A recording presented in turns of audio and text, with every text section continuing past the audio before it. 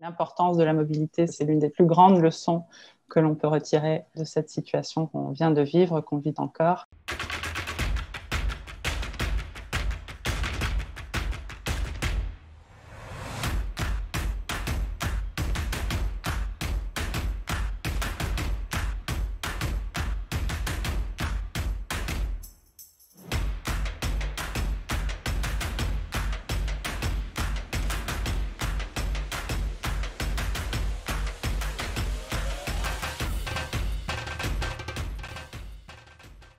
Cette question est assez cruciale en ce moment et depuis quelques mois parce que cette immobilité physique imposée est venue quand même densifier les flux d'échanges numériques en temps réel et a quand même profondément aussi transformé les enjeux et les pratiques de la mobilité internationale des artistes et des professionnels du secteur. Il y a des consignes, ou en tout cas un cadre qui se met en place depuis début 2020, qui peut-être finira par nous aider. Mais c'est vrai que la problématique des visas est extrêmement douloureuse quand on est producteur et quand on doit effectivement ne jamais être tout à fait sûr d'obtenir ces visas en temps et en heure parce que de plus en plus, il y a des difficultés. Au fond, la pandémie rajoute une couche aux choses qui, de toute façon, étaient déjà extrêmement compliquées et difficiles auparavant.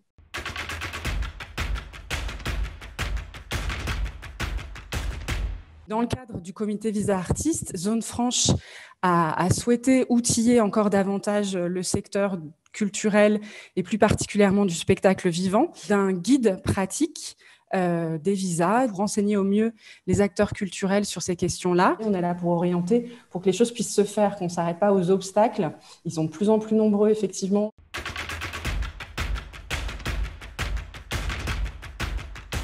Il y a la partie en ligne, tout ce qui est numérique. Des artistes, par exemple, qui ont carrément construit des tournées virtuelles numériques en ligne, en mettant en vente en billetterie même des dates de concerts géolocalisées. Il y a un aspect de tout cela que j'ai trouvé intéressant, c'est qu'ils se sont appuyés sur leurs partenaires locaux et leurs agents pour présenter en première partie des artistes du pays concerné. Ça, c'est quand même assez intéressant pour la collaboration, pour se développer à l'export et pour augmenter la visibilité et à terme la mobilité. Une autre chose que je peux partager avec vous, que j'ai pu observer, c'est l'adaptation des événements professionnels, c'est-à-dire que en temps de Covid et en temps où plus personne ne peut bouger, je trouve ça très intéressant la manière dont se développent plus ou moins bien les événements professionnels. Je trouve que le réseautage, la manière pertinente de faire rencontrer les pros entre eux,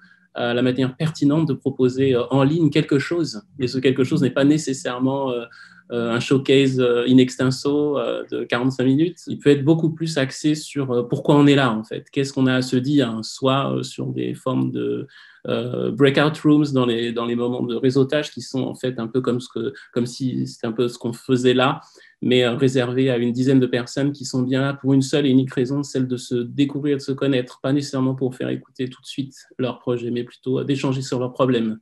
Comme on dit, ça ne réinvente pas la poudre, mais ce qui est intéressant, c'est que c'est mieux mis en lumière par certains événements en ce moment. Et donc, c'est beaucoup plus fructueux.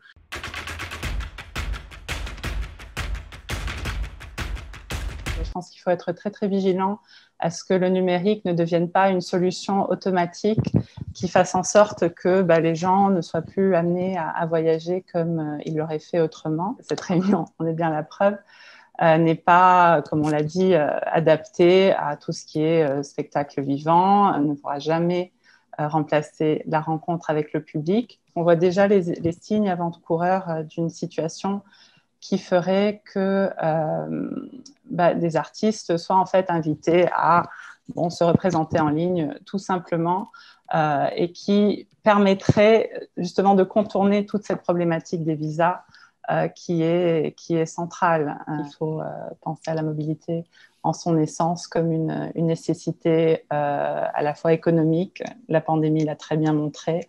Il y a un secteur qui est vraiment très, très, très, très fragilisé, encore plus qu'il n'était avant. Et c'est une nécessité artistique, existentielle, humaine, au sens le plus profond du terme. Et donc, est-ce que chacun d'entre vous veut bien, en quelques mots peut-être, ou donner les mots-clés qu'il garde de ce moment? En fait, j'avais juste un seul mot à dire, c'est que ça fait plaisir de lire Babel Music XP, en fait, parce que c'est quelque chose qu'on attendait, et même y compris des professionnels internationaux. Donc, je ne sais pas où, quand, comment, mais il y a une chose qui est sûre, c'est que ça...